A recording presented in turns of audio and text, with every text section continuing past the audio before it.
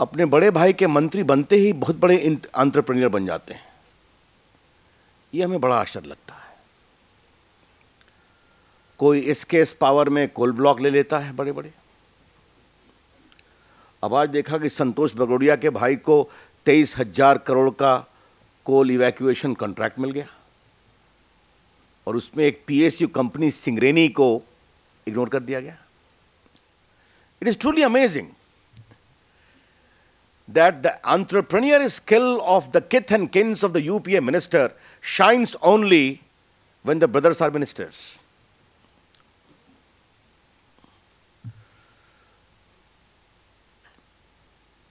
हमने एसकेएस के बारे में बहुत पहले चर्चा की थी, इसलिए उसको आज दोहराने की आवश्यकता नहीं है। हम ये पूरे जो एनटीपीसी ने संतोष बगोड़िया के भाई को जो कोल ब्लॉक इतना बड़ा 23,000 का कॉन्ट्रैक्ट दिया है, हम इसकी जांच की मांग करते हैं। The BJP demands that the huge contract worth 20,000 crores, which is the lead story in Times of India today, by disregarding the claim of a PSU, Singareni Coalfields, needs to be properly investigated. And what is amazing is that NTPC is a PSU. A well-known Singareni Coalfields had bid for the coal extraction, and yet it was given to a private party in which the then minister's brother had a great stake.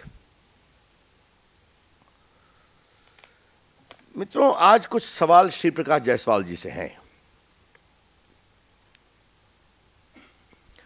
उनकी एक बहुत ही चर्चित टिप्पणी है कि हिंदुस्तान के सारे जायसवाल हमारे रिश्तेदार हैं, उन्होंने कहा था। अब इस पर तो मुझे कुछ नहीं कहना, लेकिन ये हम जरूर कहेंगे कि कुछ जायसवाल उनके खास हैं। Some Jaiswals are more than close to him. और आज मुझे श्री प्रकाश जायसवाल से पहला सवाल यह करना है कि क्या 2008 में वो मनोज जायसवाल के परिवार के डिस्प्यूट में आर्बिट्रेटर थे? मनोज जायसवाल के प्रमोटेड अभिजीत ग्रुप को लगभग 5 कोल ब्लॉक्स मिले हैं, आपको मालूम है, जिनके संबंध विजय दद्दा के भी साथ हैं, ये भी आपको मालूम है। ये अखबारों में बहुत छप चुका है, उसको दोहराने की जरूरत नहीं है, कोई डिनायल नहीं हुआ है। ये भी सामने बात आई है कि Manoj Jaiswal company got thousands of crores of loans। किसी ने बताया है कि it runs into about 20,000 crores, many of the PSU banks as well.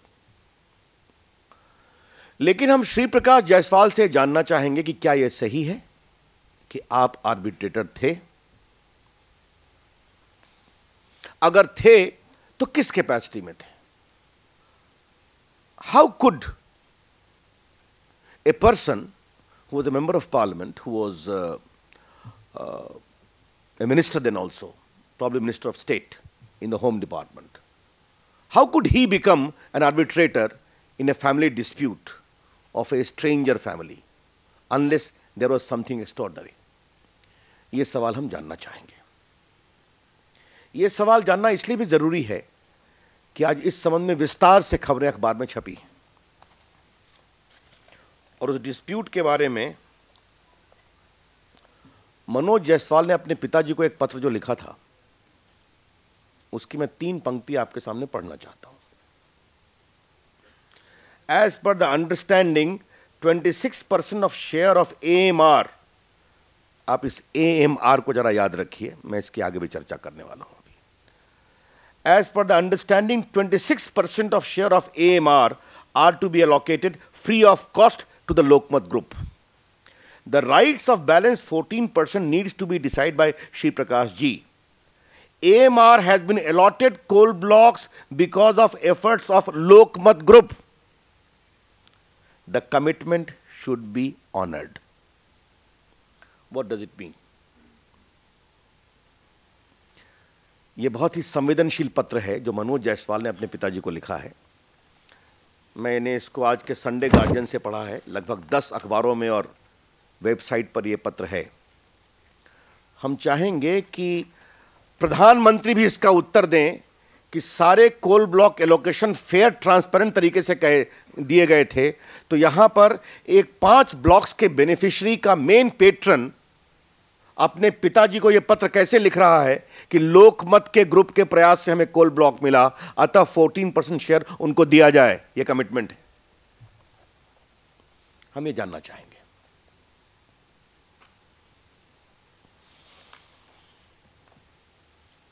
Shri Prakash Jaiswal जी 2009 के मई में बनते हैं कोयला मंत्री, नई सरकार के आने के बाद। डेट मालूम हुआ एग्जैक्ट? संभवतः मई के अंतिम सप्ताह में है वो। अब 22 मई है या 28 मई है, मैं आपको मालूम करके बता दूंगा, जब मनमोहन सिंह जी दोबारा प्रधानमंत्री बने। उन्होंने संसद में कहा है कि लास्ट स्क्रीनिंग कमेटी 2008 में हुई। तो अगर लास्ट स्क्रीनिंग कमेटी 2008 में हुई, तो ऐसा कैसे है कि श्री प्रकाश जी 2009, 2010 और 2011 में 17 कोल ब्लॉक 36 कंपनी को दिए गए। Honorable the Coal Minister Shri Prakash Jaiswal, the BJP would like to know from you that if the last meeting of the screening committee took place in 2008, as per your own admission before the Parliament, how is it that 17 coal blocks to 36 private companies was allotted in the year 2009, 2010 and 2011? और मेरे सामने standing committee कोल को जो भारत सरकार ने पूरा विस्तार से भेजा है, उसकी कॉपी है। और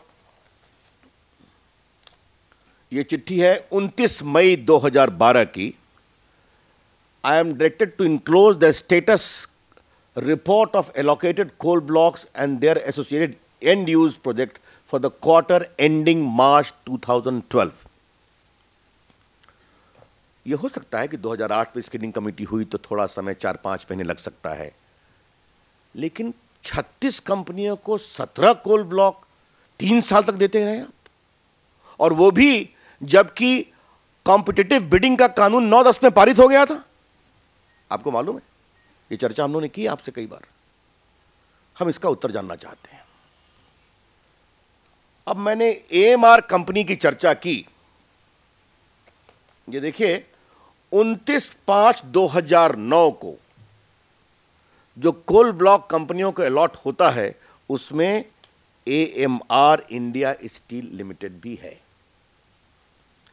अब ऐसा कैसे है कि जायसवाल जी के कोल मंत्री बनते ही जो पहला कुछ कोल ब्लॉक अलॉट होता है, उसमें मनोज जायसवाल की कंपनी का भी एक कोल ब्लॉक अलॉट होता है, और आप उसके फैमिली के आर्बिट्रेटर हैं 1 साल पहले। और स्क्रीनिंग कमेटी की लास्ट मीटिंग 2008 में हो चुकी है। मेरे सामने इसका पूरा डिटेल्स है, 2008, 9, 10 जो स्टैंडिंग कमेटी के सामने दिया गया है। और इसमें एक और सबसे रोचक जानकारी है कि इस जानकारी में जो लास्ट कोल ब्लॉक अलॉट हुआ है 1 नवंबर 2011, एक तो कोल इंडिया को हुआ, एक हुआ एसकेएस इस्पात लिमिटेड।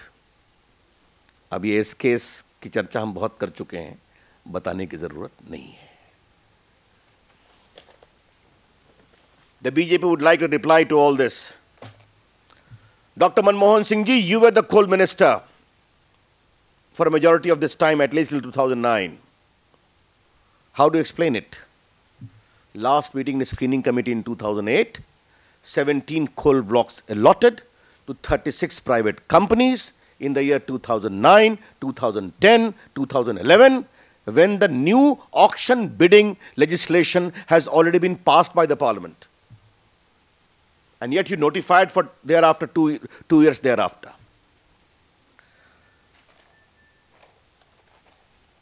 मित्रों, मैं कुछ गणना कर रहा था कि इन कोल ब्लॉक के एलोकेशंस में कांग्रेस पार्टी की सरकार से जुड़े कितने लोग इन्वॉल्व हैं। तो मेरी गिनती 8-9 पहुंच गई सीधा अभी तक। आगे तो राज अभी खुलना है, खुलेगा। सुबोध कांसा है केंद्रीय मंत्री, उनके भाई, विजय दर्दा, राजेंद्र दर्दा, राज्यसभा एमपी, महाराष्ट्र के मंत्री, अभिजीत गुप्त, मनोज जायसवाल, उनके आर्बिट्रेटर श्री प्रकाश जायसवाल, मनोज जायसवाल दर्दा परिवार का अंतरंग संबंध, प्रेम गुप्ता जी यूपीए में मिनिस्टर, उनके पुत्र का लॉट हुआ, एमओएस इंफॉर्मेशन ब्रॉडकास्टिंग, जगता रक्षकणन, 5 दिन पहले कंपनी बनती है, जॉइंट वेंचर बन जाता है, and root comes about. Naveen Jindal, Congress IMP, 5 coal blocks, and Madhu Koda group, उसके जो विजय ऋषि हैं जो स्वयं जेल में है उनके साथ, उनकी भी एक आईएसपी कंपनी है, उसको भी कोल ब्लॉक मिलता है। तो लगभग 9 नाम तो सीधा हो गए जो प्रत्यक्ष रूप से जड़े हुए हैं, क्योंकि मधु कोड़ा की सरकार को स्वयं